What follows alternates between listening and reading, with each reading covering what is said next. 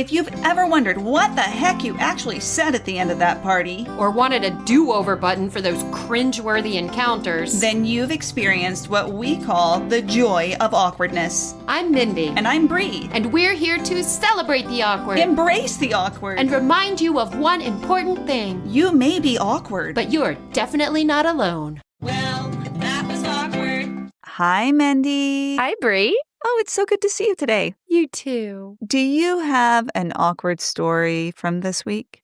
Oh, boy. Of course I do.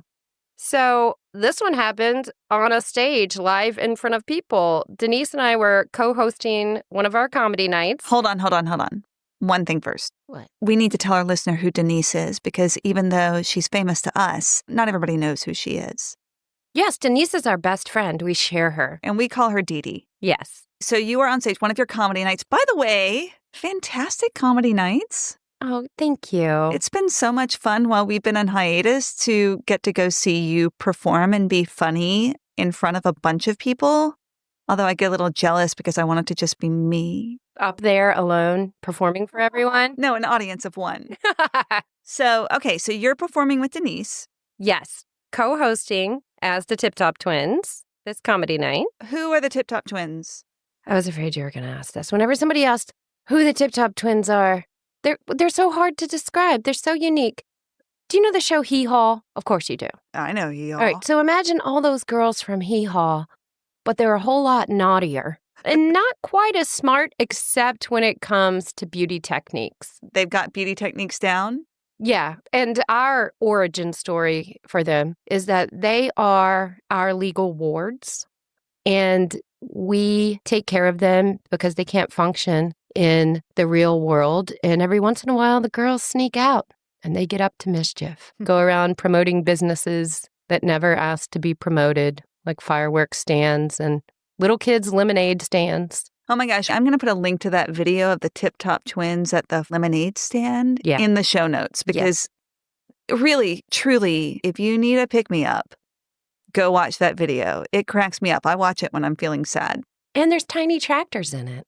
And I will also say that if you watch it double speed, it's really funny. All right, so the Tiptop Twins, you're performing. You've got comedy night. Yes, at this point, in the night, we're hosting and just welcoming up the next comedian. And this is right after intermission, so we're doing a little bit. And in the middle of the bit, I look out into the audience and see my best dude friend from high school, who I have not seen since I was like 19 years old. And I was so excited. I just stopped and said, Jed Hurt. In the middle of the show. Jed Hurt. I was like, guys, Jed Hurt is here. He's one of the coolest dudes I've known. He's one of my best friends in high school. Oh my God, all the way here from North Carolina? Is that where you live right now? Oh my gosh. And then we get back into it, introduce the set. Okay, first of all, can I just say, how cool is it that your best friend from high school showed up at your show? We had so much to catch up on. I was so excited to introduce him to Gabe and all my other friends who was there last night. I mean, Jed is epic. Gabe is Mendy's significant other. Yes, that's my Siggy. So we introduce the next comic. I run off the stage, run back there, and I'm like, oh my gosh, Jed, what are you doing here? It's so great to see you. I can't believe you came to this. What? Why are you in Charlottesville? And then I look a little more closely. It's not him. It was totally not him. And he was a sweet, shy guy hiding under his ball cap, like grinning really big. His girlfriend is like totally cracking up, or his sister, whatever woman was with him, was very cool about it. And I was like, you're not Jed. I'm sorry. You look just like a really cool person I know. I bet you're a really cool person. See, I had in my reading contact. Oh. Because when I looked down at my index card before I went on stage to make sure I had all the stats and the order of who was in the lineup ready, I didn't want anyone to see Tina. That's my Tiptop twin. It's Tina and Tammy. I didn't want anyone to see her wearing glasses. Right. Because they don't age. It would ruin the illusion.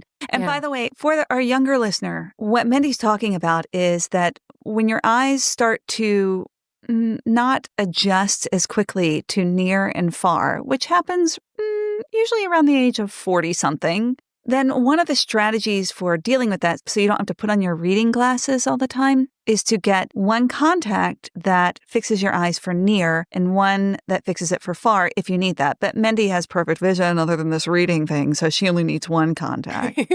Well, but what it does is it can slightly mess up your distance vision. So, yeah, that happened. That happened because of Tina's vanity. You know what I love about that, though, Mendy, is that you got two big moments in that. You got that moment of absolute joy that this person from your past showed up. Because no matter what, even if he didn't, you still felt like he did. Exactly. And then you got this really awkward moment, which we love, of realizing that it wasn't him. But I'm sure it made his day. It wasn't like you're like, that's my ex-boyfriend who's a total jerk. Oh my God, right? Of him. That's what would happen to me. And Jed Hurt, wherever you are, you're a super cool guy. If anyone just happens to know Jed Hurt, give him a high five for me. So, Mendy, we're keeping our episodes tight this year. So we're going to go right into the awkward story because I know that someone sent you an awkward story that you're going to share with me today. This is a listener story. Yes. And this story comes from Dee Dee. Our Dee Dee? Maybe. That's right. These are anonymous. I These forgot. are anonymous? Maybe. Maybe. I'll call her Dee Dee.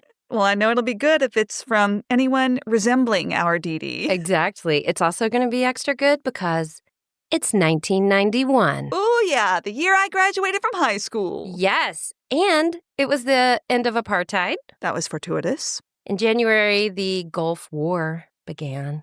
Not so good. And in February, the Dow, whatever that is, closed at 3,000, which was the highest ever. Well, now I just feel old. Like a foxy fax machine girlfriend. So that summer of 1991, on August 5th, the hugest thing to happen in 1991 is about to drop.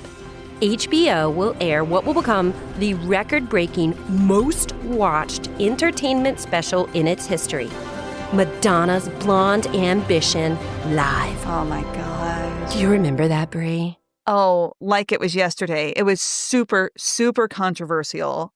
I remember her book, S.E.X, came out right around the same time, too. Did you get it?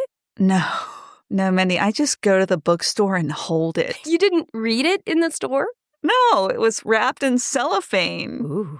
But it did the trick just to hold it. That's kinky. I was obsessed. Well, Dee Dee and her friend, who we'll call Nathan, were obsessed too. With the Blonde Ambition tour, not with the book. Oh, wait. The book came out the next year. Okay. So we're Blonde Ambition, Dee Dee, and her friend Nathan? Yep. And it's summertime, and Dee Dee and Nathan are part of a very small, tightly knit group of friends. And Dee Dee and Nathan have been pals since kindergarten. Aww. And Nathan is even more special to her because he was one of those kids that moved away when they were in elementary school. He was a military kid, but he came back. She almost lost Nathan forever in 4th grade. I'm glad she got him back. Yeah, and she actually remembers that last day of 4th grade quite clearly. So, Bree, Nathan was always impeccably dressed, just like his mother, and she remembers his mother bringing Nathan by the library in his little Oshkosh Bagosh ensemble to say goodbye to her. Okay, I have 2 clarifying questions for you already. Okay.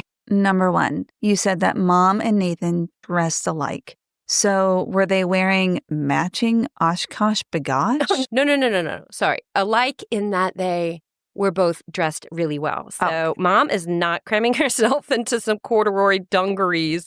Nathan's mom was a bombshell, Bree, and she always dressed to the nines and was always looking good. She was a makeup artist and a Mary Kay rep. Okay, second clarifying question. Public library or school library? I'm like, Bree, you're the only person on earth who would ask that question. It makes a difference. Okay, it was the elementary school library. Okay. And actually, Dee Dee was gifted and talented and mischievous because she got bored in class. So Miss Gervin, her 4th grade teacher, just got Dee Dee the hell out of her room by getting her a job, with quotes around it, in the library. She'd go to Gifted and Talented in the morning, and then she'd reshelve books in the library while the lesser 4-foot intellects covered topics Dee Dee had already mastered, of course. the times tables, how to find a main idea, plate tectonics, etc. And once those books were reshelved, the librarian would hand her a pile of books and say, read these and report back to me if there's any cuss words in them. Were there? Yes. That's fun. That reminds me of the time I told my mom that Clan of the Cave Bear was on my 6th grade summer reading list. Also, side note, this would continue for Dee Dee throughout her school career. She never got in trouble because she was so charismatic and funny, and I'm sure very, very cute. But they had to keep that child out of the mainstream class. So the next year, in 5th grade, her teacher made her start a drama club in the basement of the school. And all the gifted misfits, the rogue scholars, if you will, would meet down there, and their directive was to take whatever 80s health trend was popular then and turn it into an instructional skit.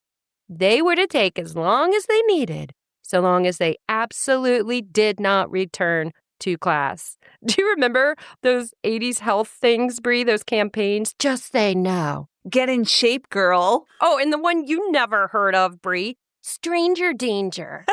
But Nathan returns in 7th grade. And Nathan and his mom were still impeccably dressed. Nathan was still himself, though taller. Still wearing Oshkosh Bagosh? Oh, no. Mama has moved Nathan up to Benetton, I'm sure. He was the good old Nathan she remembered. He was super fun. He still used a lot of animated hand gestures, and he still rolled his eyes a lot and had no end of opinions about other people's and their moms' outfits. But now, unfortunately, these eccentricities got him picked on by a-holes. Oh, no. Yeah, that's 7th grade. They called him Prissy. Oof. It's okay, though. Like, one time Nathan told Dee that in the locker room, all the guys had to go around and say one thing they could have if they could have anything in the world. Mm-hmm. And the number one answer was, Heather Locklear's boobs in my face.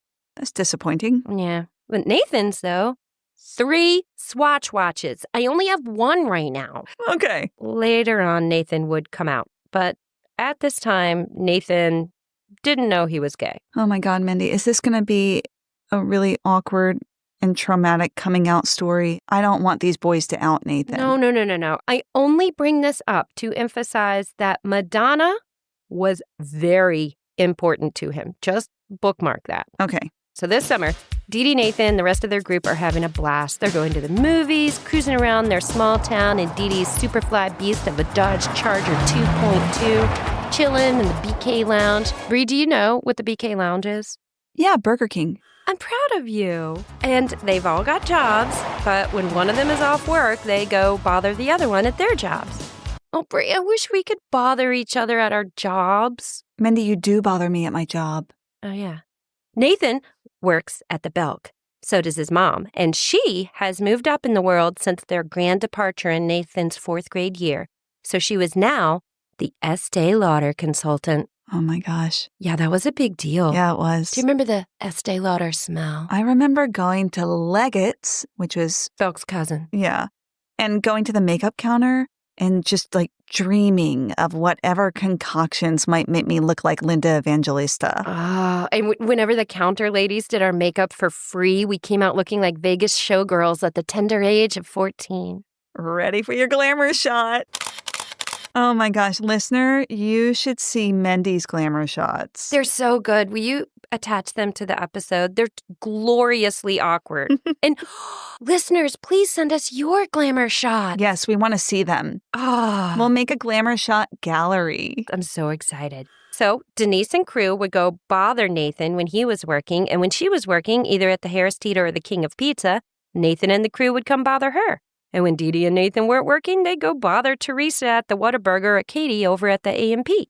Man, I remember those summers of mischief. Me and Jed would ride around in his grandpa's car, and Grandpa had handicap plates, so we'd drive to the mall in Richmond and get all the best parking spots.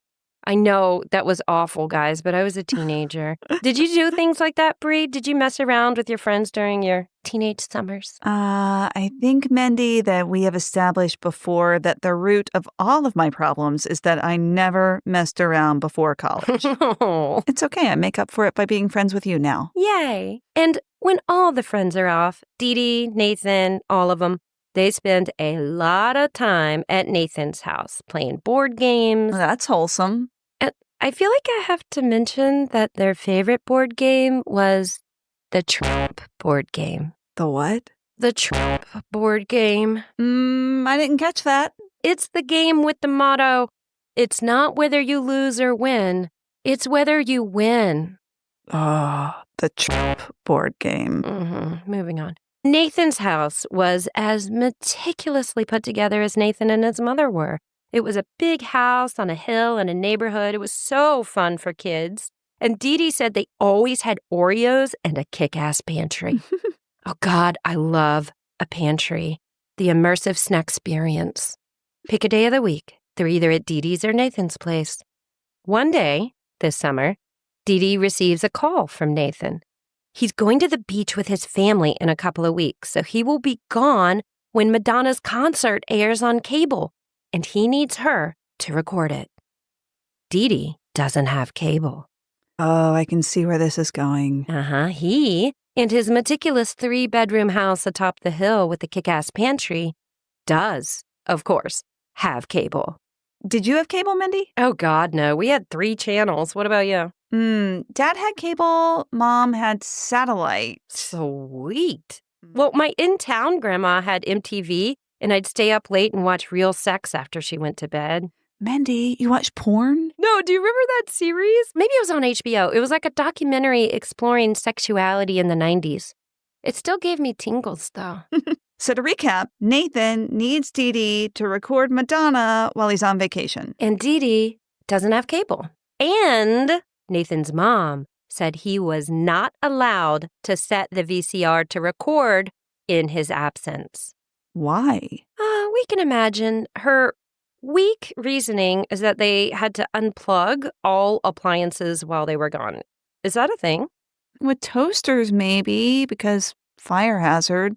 Right. But are you picking up what I'm putting down, though? Yeah. Like, conscious or not, I'm feeling that there's an ulterior motive in Mom disallowing Nathan from catching this performance. I mean, he is forbidden to tape this thing. So the toaster might burn the house down, but I'm guessing that Mom was more worried about the eternal fires of hell that Nathan would face after being corrupted by Madge. Yeah. Maybe a wee bit of 1980s homophobia going on here. So what can Dee Dee do? Well, Nathan gives Dee Dee a covert directive. She is to sneak into the house when the Madonna airs live. We have a very brief time window here, right? She is to record the show on a VHS tape and get out with the tape before Nathan and fam returns and leave 0 evidence behind. This is a good mission. Of course she agrees. And she comes over before Nathan and fam head to the beach for a dry tech on how to use the TV, cable box, and VCR remotes. Nathan's family leaves, and the big night comes. She sneaks over there. She finds the key exactly where she knows it to be, under the flower pot by the grill. She remembers feeling a little scared and a little guilty just because she adores his parents, and she's like the daughter they never had. And she adores that pantry. But she's also low-key loving this mission. She slinks into the dark house, down to the den, blank videotape in hand. She pops it in the VCR, cues up HBO, and she's recording. Does she watch it? Of course she does, and it's fabulous. Did you see it? No, but I saw the documentary when Kevin Costner comes backstage to congratulate Madonna, and he tells her that he found her performance neat. Oh, I remember that. And then he leaves, and then Madonna gags herself and is like, anyone who calls my neat has got to go. Yes. That was epic. Oh, God. Do you remember after shows, when we were in shows, getting those damn backhanded compliments from people who were threatened by our brilliances? Oh, you looked like you were having fun up there.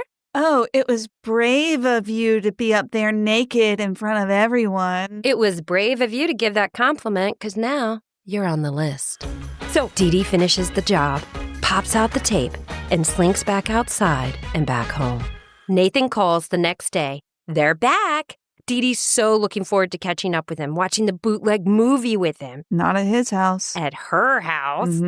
But before she can even say, yo, was the beach the bomb? Nathan blurts out, "Oh my God, Dee Dee, my mom is really angry at you." She knows? Yes.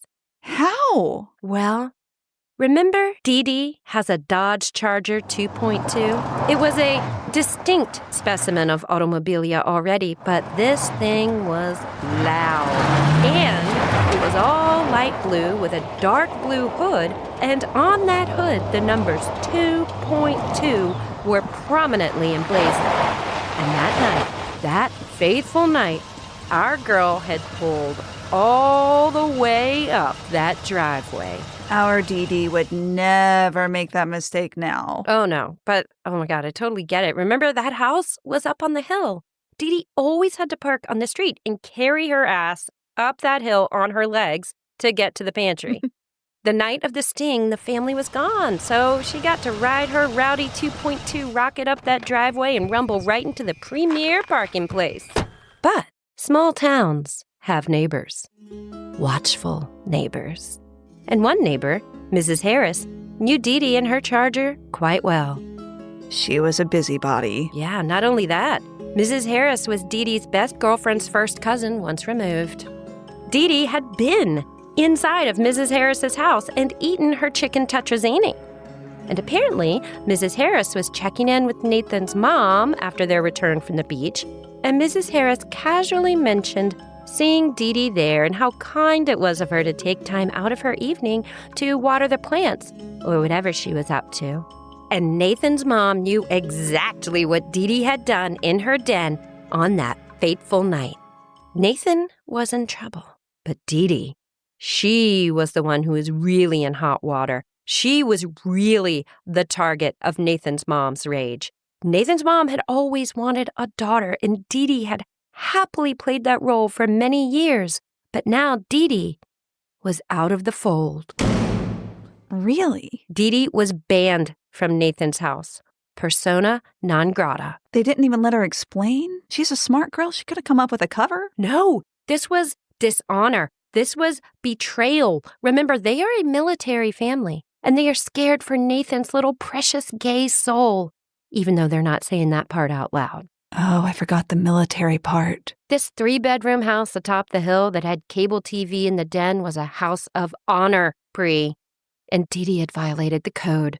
No more Oreos, no more pantry, no more fun game nights. No more Estee Lauder samples. Well, that was awkward. So, did they ever make amends? Gosh, she doesn't even attempt to return until a year later. Dang. She was able to slowly work her way back in. And Nathan eventually came out to his family. Oh, good. Now the cat's out of the bag. He can watch all the Madonna he wants. And Dee Dee said his mom actually reached out to her on Facebook just a couple years ago, and they had a really great time catching up. Maybe Mom's moved up to La Mer and Dee Dee can get some good samples again. Ooh. So does she have any advice for us and our listeners? Yes, she said that she definitely could have shortened the cold freeze with his mom afterwards by writing an apology note. Mm-hmm. She said Nathan's mom would have liked that sort of thing and would have forgiven her much sooner. So I think that's great advice in that situation. And she says she wished that she'd made Sarah drive because she had a nice, quiet car. And she says never underestimate the nosy neighbor element when you're doing your crimes.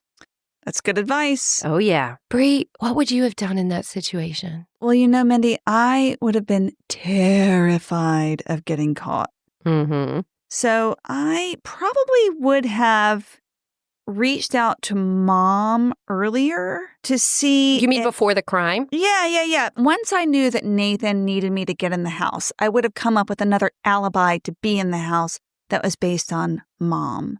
So I would have been like, oh gosh, there are two sort of ways to go. One would be to see if I could help Mom, to be like, can I water your plants while you're gone? Or the other would be to come up with something that I needed from TV, like to just be as truthful as I could be, right? To think of something that I needed recorded for a school project. And I would have come up with what that is, and I would have asked Nathan's mom if I could use their VCR to record it. A research project? You think that would work? I think that would work. It would be something educational. Something only on cable that's educational. Mm-hmm. I think Nathan's mom would have seen right through that, Bree.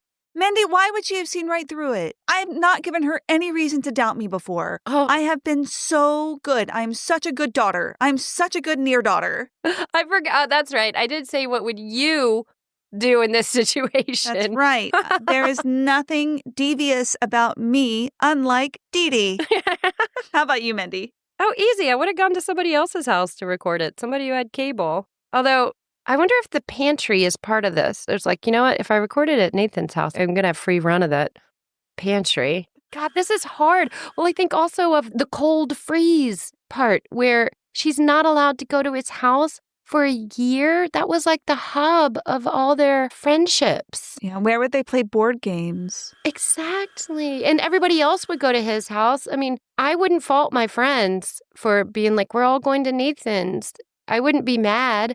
Because the pantry. So, Mendy, normally you have an imaginary friend named Dana. Yeah. Who you call upon to get you out of situations like this. Yeah. Could Dana get you out of this awkward moment? Well, I have to tell you, one of my favorite parts of this is visualizing Dee Dee in that beast of an automobile, cranking that thing all the way up that driveway so she didn't have to walk up it. Like, finally, right? And I'm thinking, there's no way Dana would not do that as well. Like, hell yeah, I'm roaring right up in here.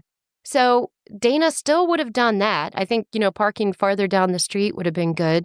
But I think every step that Dee Dee took is totally a Dana move. But if I'd done it, could I blame Dana? Of course, I could try. I would say Dana did it. But I don't even think a Dana stands a chance in the face of the small town intelligence community, right? Because everyone knows everyone's business. Right. So I could say I was recording it for my cousin Dana, knowing good and well that Nathan's mom knows my mom and my entire family tree, and whether or not I have a cousin named Dana. I do have a cousin named Dana, as you know. I know, exactly. Nathan's mom would know that. Totally blame her. Yep. Mendy, I do wonder what our listener would do in this situation. Me too. We've already established that she could have parked farther down the street, right? Or gotten someone else to drive. But listener, we want to know, after the crime has occurred, how do you pawn it off on someone else or make Nathan's mom believe that you did not record that Madonna show for him? I just think that our listeners are A, quite smart. Yeah. And B, a little bit devious. And I'd really love their input on how to get out of this so that the next time this happens to one of us, we have some more tools than we're coming to the table with. Yes. To get out of this. Oh, gosh. Bree, I'm sweating a little bit, thinking like when I do this one day, and I will, but I can't blame Dana. When you sneak into somebody's house to record something on their VHS? Yeah. Mendy, if you're doing that, I think we're really in trouble. Or just like it's easy to sneak into your house when you're gone because I know where your key is and you have lots of trees around your house. But it would be harder for me to sneak into Denise's house because she lives in town. So before I sneak into her house when she's gone, I'd really love some advice on listeners on how to not get caught. Do you remember when you snuck into my house, but then we were here? Oh, when I had to pee? Yeah.